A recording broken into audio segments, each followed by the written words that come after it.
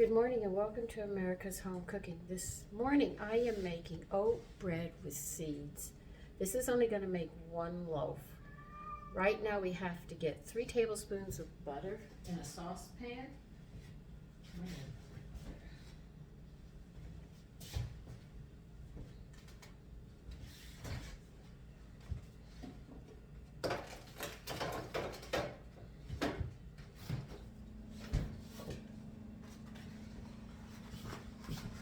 I'm going to be making some more modified butter soon.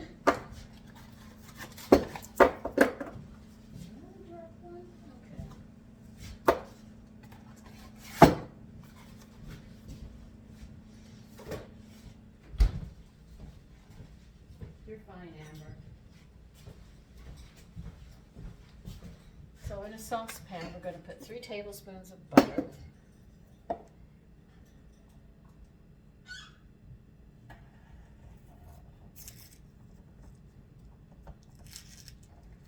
I know you should not be doing it on the counter.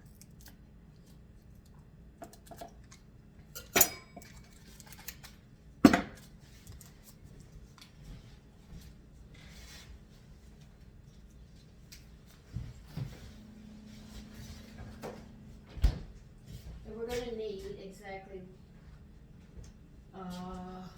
1 tablespoon of honey.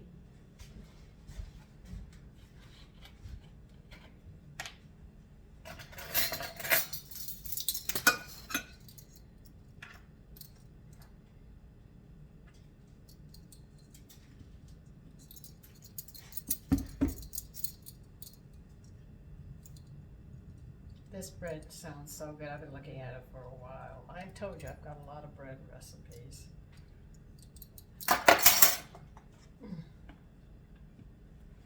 Honey is so good.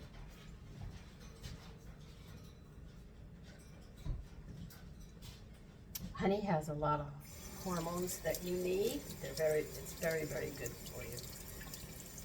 Now we're going to melt this butter carefully with this honey.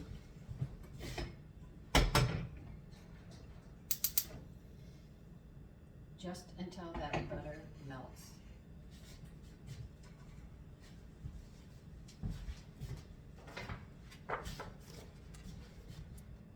Oh, good, the counter got dry. Okay, now I can set this recipe here.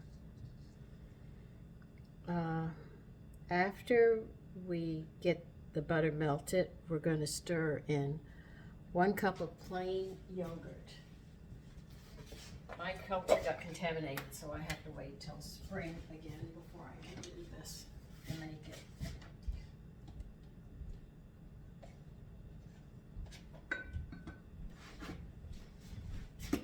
But I always have yogurt in the house.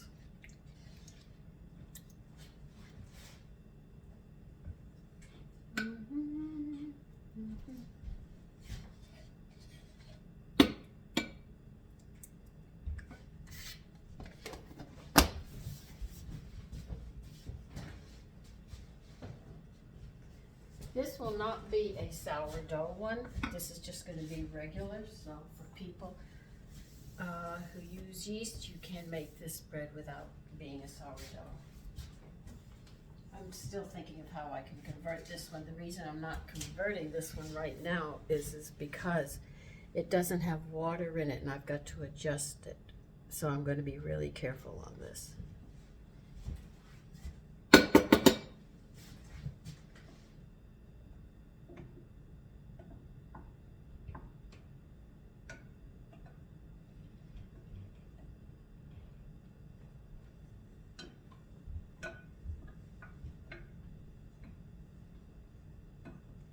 Now, if you cannot find flaxseed, you can use toasted wheat germ in place of that one ingredient that I'm going to be using. I had to go find flaxseed so I could make this bread. But they say and state that you can use toasted wheat germ, but it must be toasted wheat germ.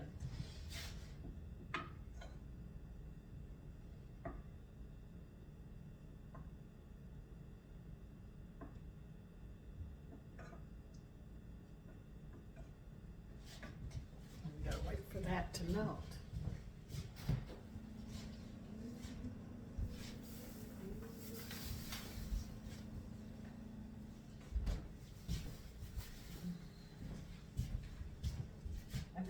finishing that pork roast up today. I'm gonna make a gravy. I tore all the meat off the bones in the freezer. And I'll make a gravy, spice it up, and put it over rice. I'm sort of getting rid of leftovers today. I have leftover liver and leftover pork, so I just figured that's what I'm gonna do today. And I have to make modified butter. I'm running out of it, so that's why I'm using just this butter. Just plain butter this time.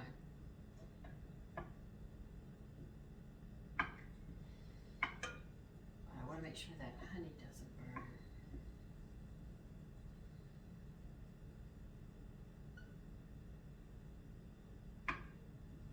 I need a mat.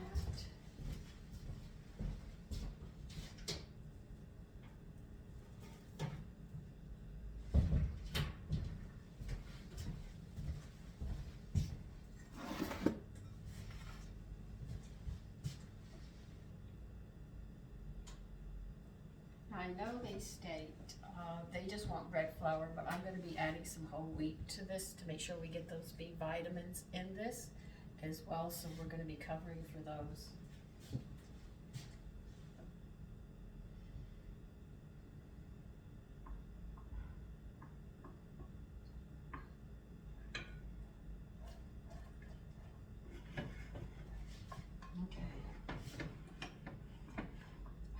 Piece left, but it's hot enough that it's going to melt anyway. Now what you're going to do is put this yogurt into it.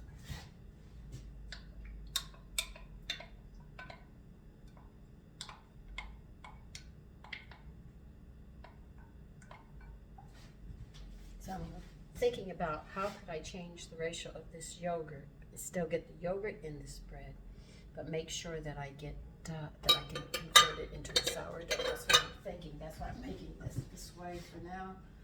Knowing me, I'll work on it. Now they want you to mix this. They want the temperature to 105, I think. So mix it up first and we'll check the temperature on it. Because where do they want the temperature on this? They want the temperature to 105 to 115. So we'll check it and see where we're at right now.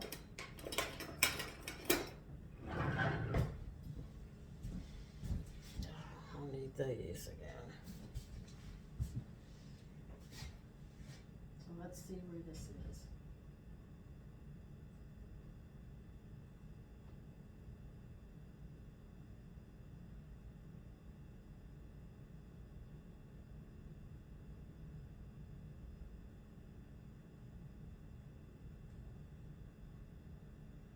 Well, mine's at 73. So I don't have to worry about this. That's how cold it is, by the way. We're in the teens today. I looked at my clock and it said 17. My phone said 17 degrees since I've gotten up. It was at 19 and it's still dropping. Everything is frozen out there.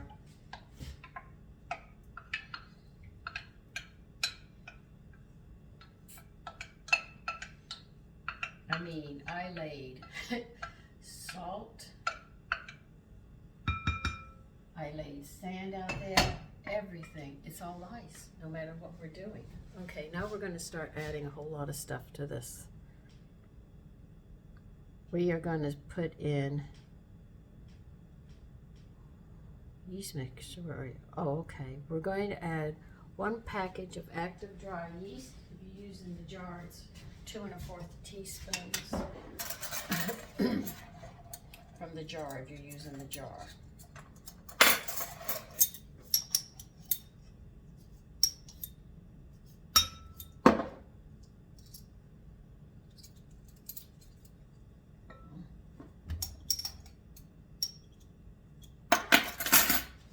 You're also going to be adding 1 1/2 teaspoons of salt.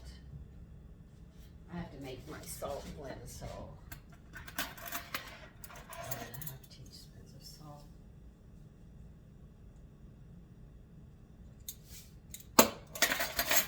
We're also going to add 1 tablespoon of fennel seeds. Oh, the tablespoon's got honey. I'm not gonna use that. So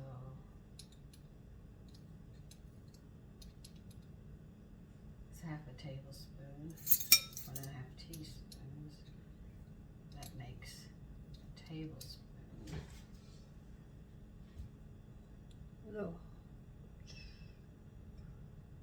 teaspoon. Alright, so you're adding a tablespoon of fennel. And you're going to be adding a half a cup of flaxseed. If you do not have flaxseed, like I just said, you can use toasted wheat germ.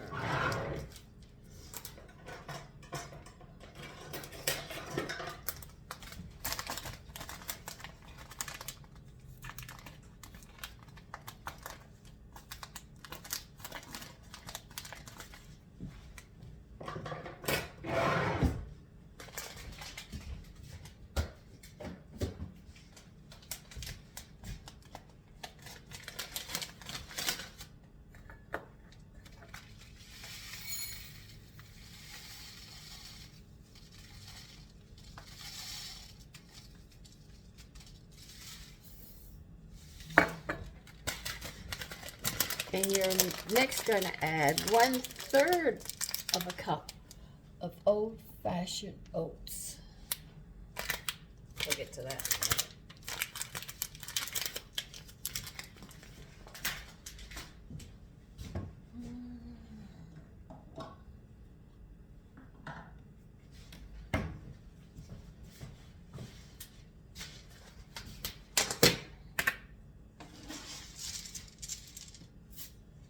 As you can see, this has got a lot in it. Okay, let's see.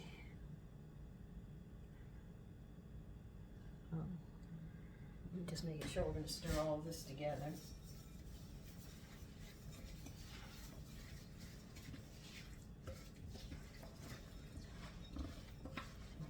Now, if you're using wheat germ, you do not have to add the wheat flour into it. I didn't use wheat germ, I used flax seeds, so therefore I'm going to be adding a half a cup of whole wheat flour in here.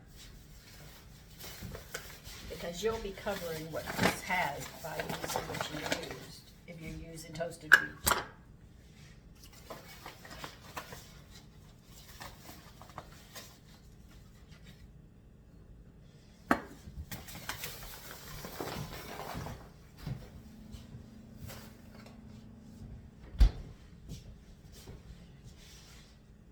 We're going to need bread flour, and we are going to use anywhere from 2.5 to 3 cups.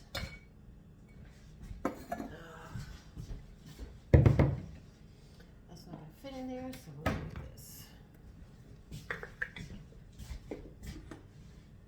We're going to add 1 cup of bread flour.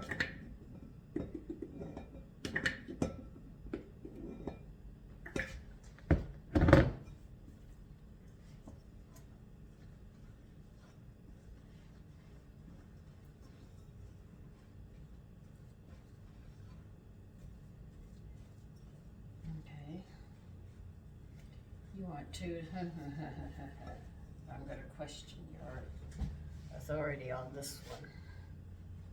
I'm already looking at the dough. If I've added 1.5 and you want 2.5, okay, we'll work on it.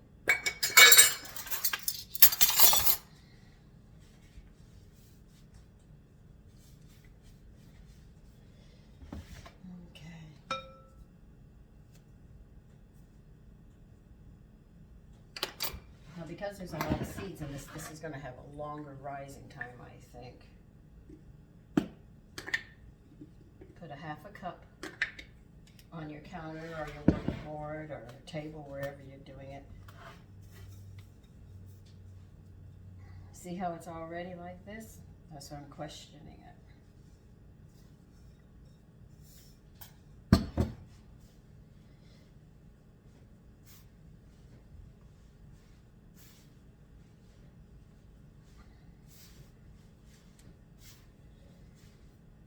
Now I'm going to be kneading this until it's smooth and elastic. And I've already showed you how to do that.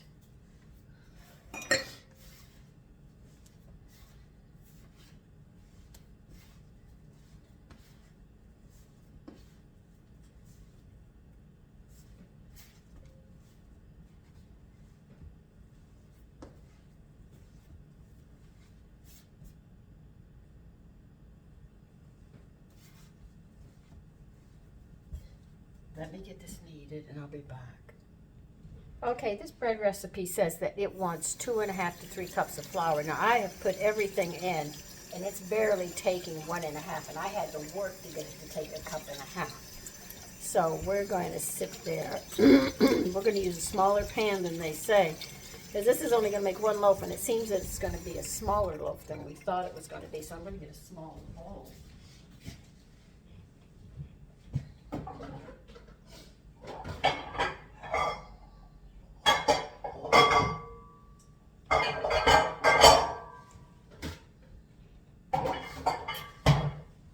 I tell you, sometimes recipes do make a mistake in the typing. I could see her saying 1.5 to 2 cups, but not 2.5 to 3. This is not taking. I'm getting hot water to heat this bowl up. Because there's a lot of dry ingredients in this. And there's no honey in this. So that's a real problem.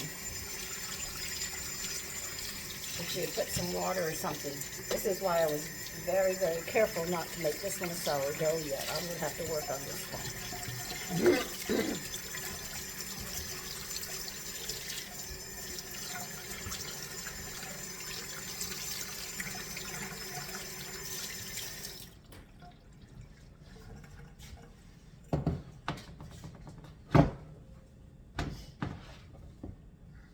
I think this would be more than enough the size that it needs. Oh, God.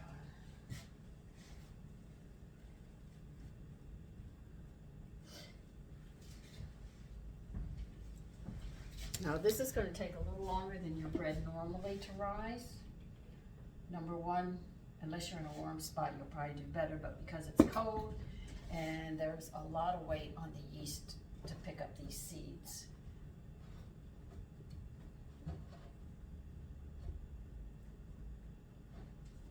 Make sure it stays as warm as you can get it.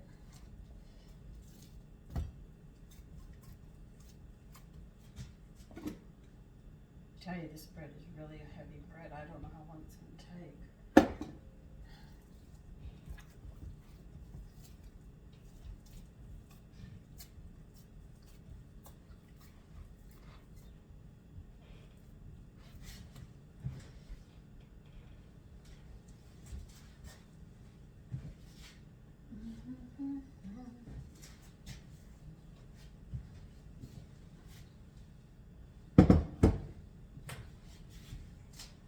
We will wait for this bread. I don't know how long it's going to take. I usually say I'll see you in an hour, but I think this is going to take a little longer than that. So I'll see you when we get to that point. Okay, I promised you a couple of days ago that we were going to talk about a vitamin. I've got to pull my books out. This is such an important vitamin, and you will not see it. I'm not saying the other ones aren't as important, but this one's just everywhere I go, it just seems to be slapped all over the place, and yet it's not really in our foods. We're going to talk about B6. Now, anemic, in which both the numbers of the red cells and the amount of hemoglobin with diets are deficient in B6, they're lower. The numbers are much lower by a deficiency of B6. But first off, let me tell you, there are 5 anemias. You have a iron anemia, you have a folic acid anemia, you have a protein anemia, you have a B6 anemia, and you have a pantothenic acid anemia. If you're missing any of these anemias, one of them, the doctor will always give you iron. But we've got the folic acid, we've got the protein, we've got the B6, we've got the pantothenic acid. Now, anemia you can see on people because they don't have color to their face, all right? Now, lecithin, which I tell you, which eats fat, cannot be synthesized without the enzymes containing B6.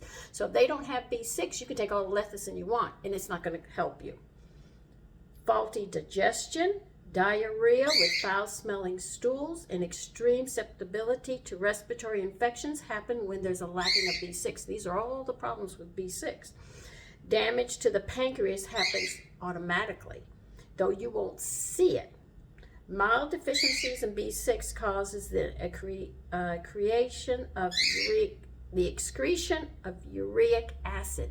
Now, you know how they know you're a diabetic? They check for your B6 because you'll have a high uric acid if you don't have enough B6. This is how they call you a diabetic.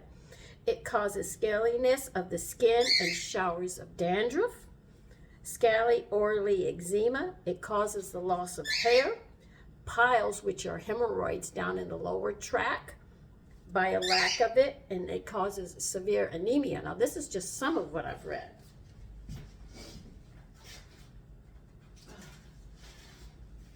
I couldn't even begin to tell you. This is just telling you a little bit. Let me see. All right, now the tragedy of loading such people with iron is that when the B6 is undersupplied, the iron absorption becomes so excessive that it damages the tissues, causing the formation of scars which rarely become calcified. You see? Now,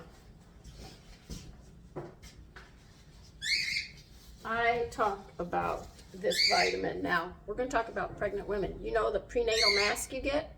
B6 deficiency. Do you know about morning sickness? B6 deficiency.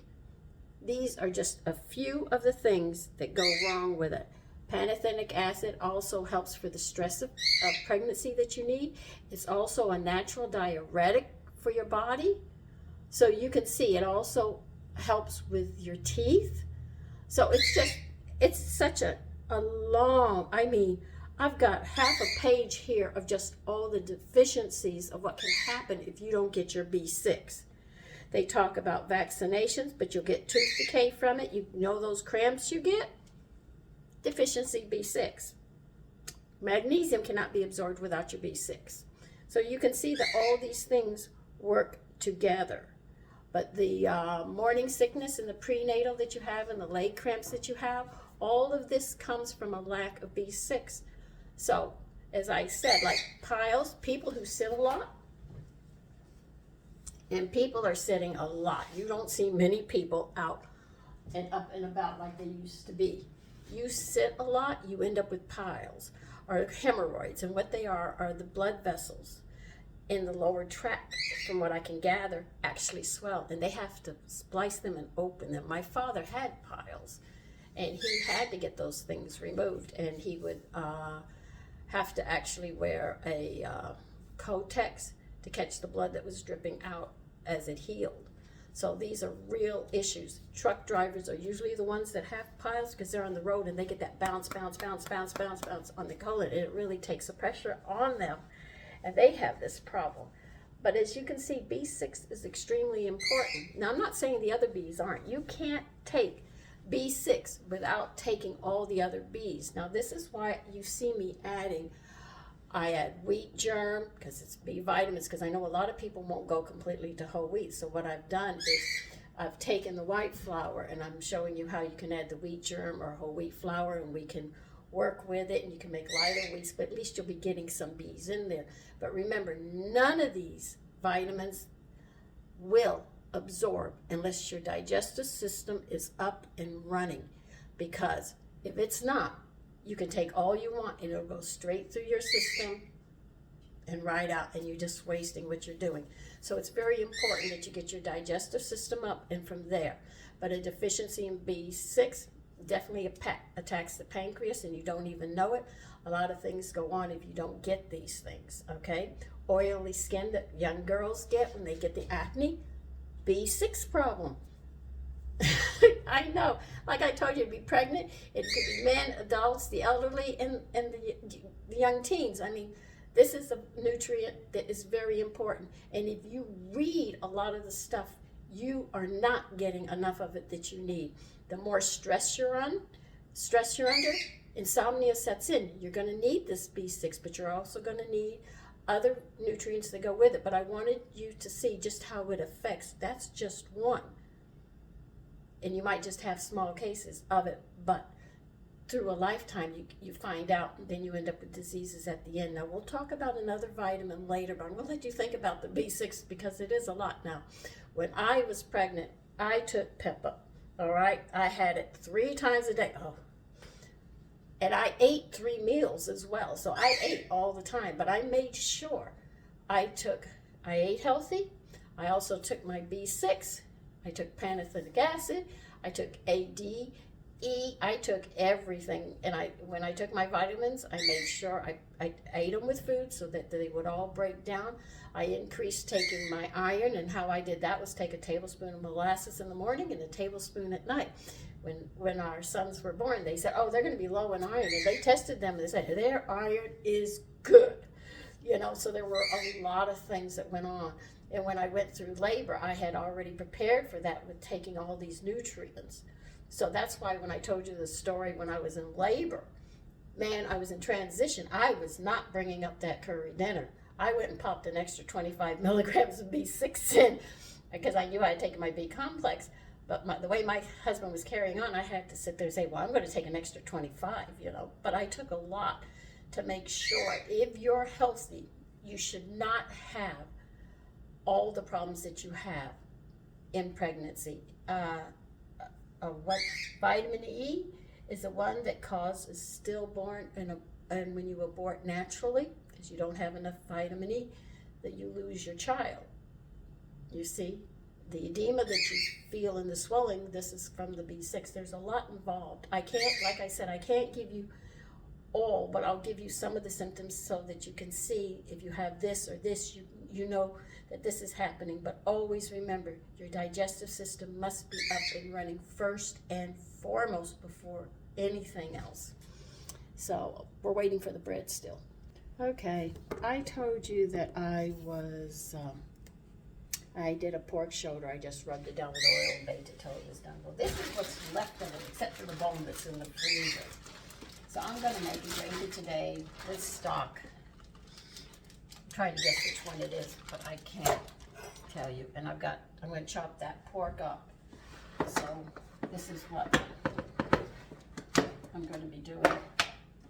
I just want to get rid of the leftovers today. If you eat them, you don't have to worry about throwing them out. So I have this pan on. It's not too high. And because I didn't season that pork, I'm going to be adding seasonings into this. I'm thinking about rosemary, maybe some thyme, and whatever else I can come up with. Probably garlic, some extra garlic powder, and onion powder. I think that should be enough. Okay.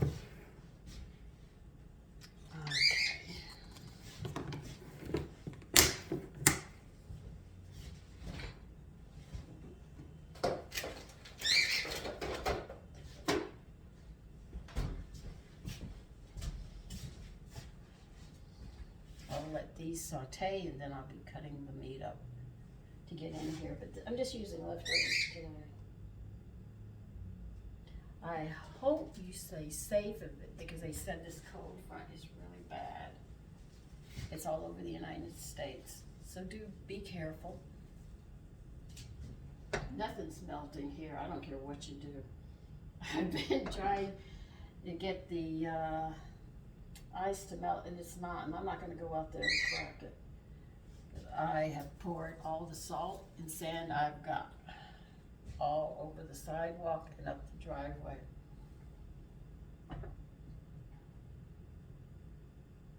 I have to wait for that. Then we're going to add butter. I'm going to add whole wheat because I just talked about it with you, so you know I'm going to be doing that.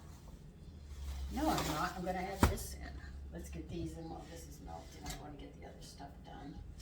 That's half of a red onion and about 4 or 5 garlic. I just want to tear this up.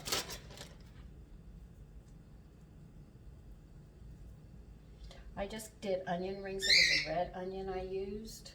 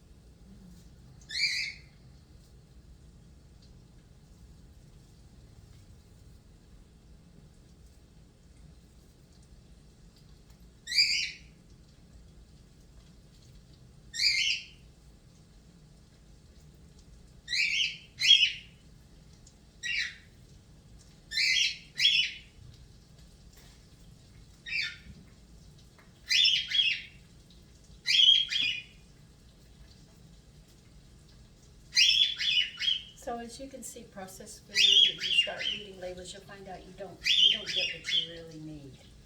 You're getting a lot of starch or sugar, but you're not getting the nutrients you need for your body. And I know when you love somebody, you don't want the children to be sick or have diseases, and you're not sick. You don't sit there and think about wanting your husband dead by starving him and torturing him to death, you know, like that, not giving him the food and stuff that he needs. But if you depend upon companies and restaurants and stuff, they're not going to feed you healthy. That's your responsibility. Doctors try to take it away from us. Like they know, they don't know. They really don't know that much about nutrition, but they are finding out that if you're missing things like this and this, you do have a problem. And people say this is old age. I mean, I'm 70. I don't think I look bad for my age.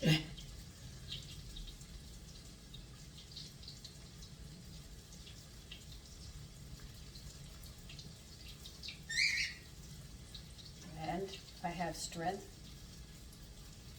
because I get the protein and stuff. If I'm not doing a lot, I don't eat as much, but if I'm doing a lot of heavy work, I eat a lot.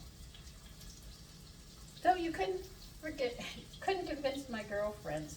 They say, no, you eat a lot of food, because I see them pick, but I say, what do you do? You know, eat.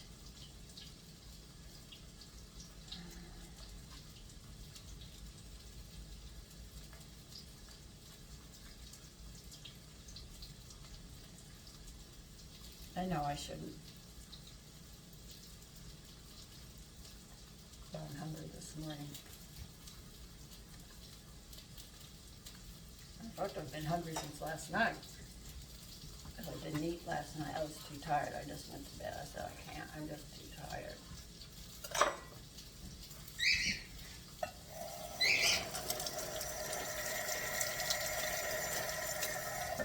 Another thing is that, I know I'm talking about things that can upset people, but I want you to understand your body. If you know some of this information, you can sit there and say, okay, I can take care of this. I can take care of that. Why is this happening? This helps you understand.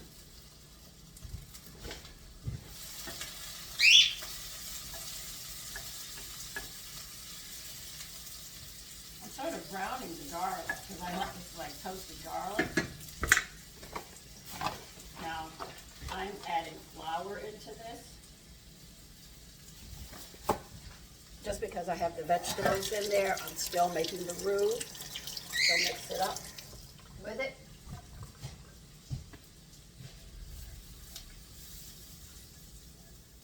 You'll brown it.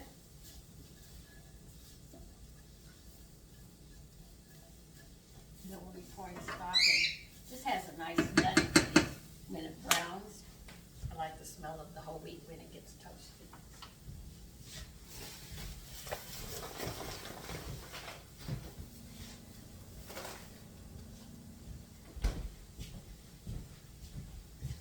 Now, as we're making flours and stuff, you're going to notice that some of them you're going to have to get through Amazon.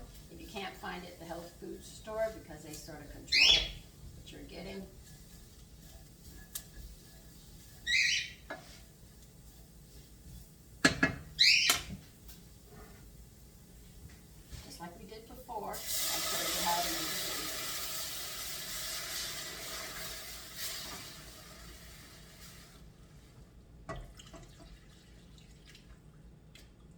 I was going to use whey this morning, but I saw I had a jar of this in the refrigerator, so I said, okay, get out of the pantry and start doing this.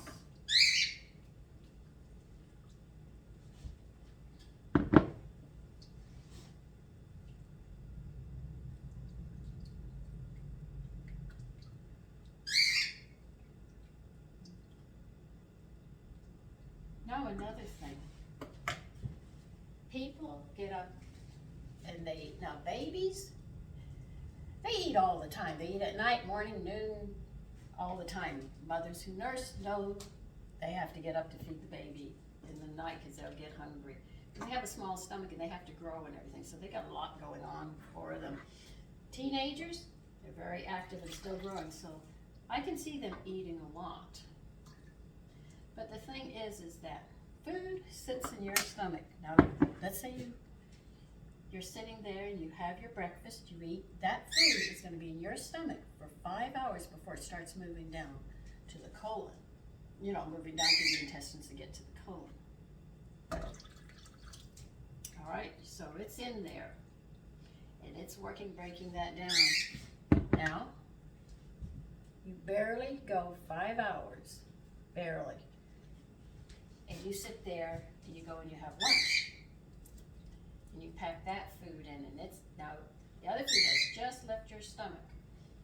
And it's going through the intestines and doing what it has to do, you know, taking stuff out and taking what it needs, the body needs, right? Then you go, now we're thinking about how much food you're eating. This is what you're thinking about, all right? That's not counting the coffee and stuff that you put in as well, all right? So you got to see where I'm going with this. Then you get home and you have supper. And think about that. That food's going to be in your stomach 5 hours before it starts going down through your tract, correct? Yeah, of course. And so you go to sleep. Now you've eaten all that food all day, right? Now you know that. You've eaten all that food. Tell me, when you go to the bathroom, do you pass that much food out? I bet you don't. You're overloading your system. You're putting so much in. The body is having trouble, and you're overloading it. And you wonder why you blow up in the belly. You wonder why you have indigestion. You wonder why you get constipated. The food doesn't have time to get out before you put more in, so it's like you're packing a tube. Pack, and you sit there and put out a little, and then you keep packing. The intestines are going to swell up, and you get that bloated feeling. You end up with indigestion. You end up with foul-smelling gas because you're not getting rid of what you're putting in there. So think about how much food you put in, and do you pass that much? I'm not talking about diarrhea. I'm talking about just passing the amount of food that you eat, because remember, not only is it taking nutrients from that food, your body's getting rid of its waste and throwing it back into the colon. So think about it. A lot of people, if you're irritable and stuff, you might be constipated.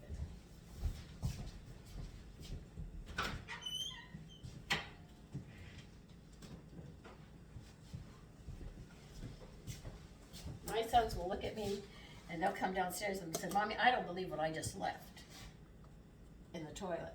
You know, flushed down the toilet. He said, I don't believe that all came out of me. But they don't think about how much food they're eating throughout the day. But they do pass it out. So you should think about that. Because indigestion will definitely come from that problem.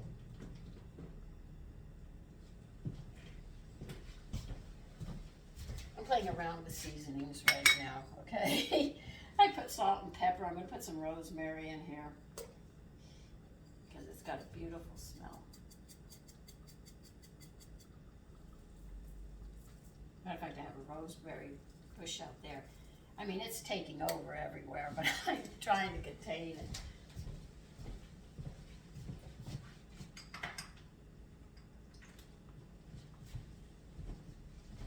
I'm going to put some thyme. I hate this thyme powder. I wish they had the leaves, but there's nothing I can do about that. So I have to deal with what I've got. So think about it, what you're doing to your body.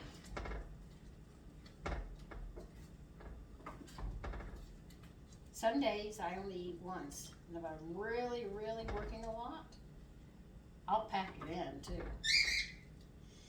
I will eat a lot of food. According to how busy I am, will dictate what I'm going to do.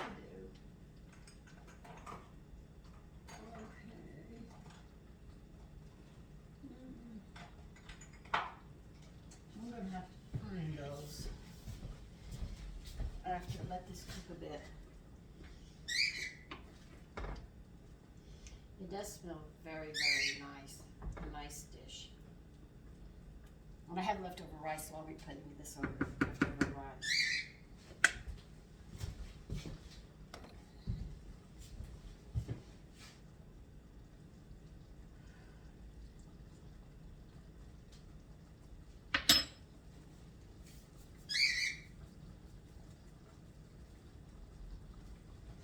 I really don't have to cook this. It's just warming the whole thing up.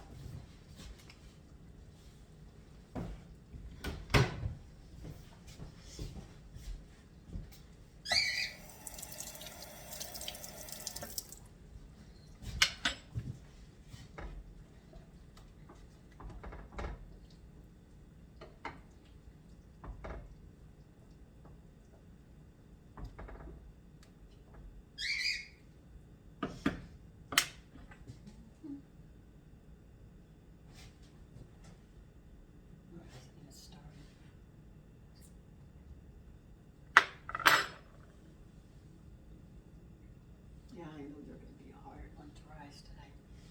Okay, I'm just going to maybe put some onion powder or garlic powder in this, but it's warm. Just going to let that sit a bit with the flavors, just let them mingle, and then I'll decide what else I'm going to do with it. Anyway, we have to wait for the bread. I don't know if it's going to take 24 hours for this bread because it's just so cold, and the colder it is outside, I noticed the house, though it's holding a certain temperature, it might not be warm enough like it would normally be for other things. Take care until that bread is ready to go to part 2.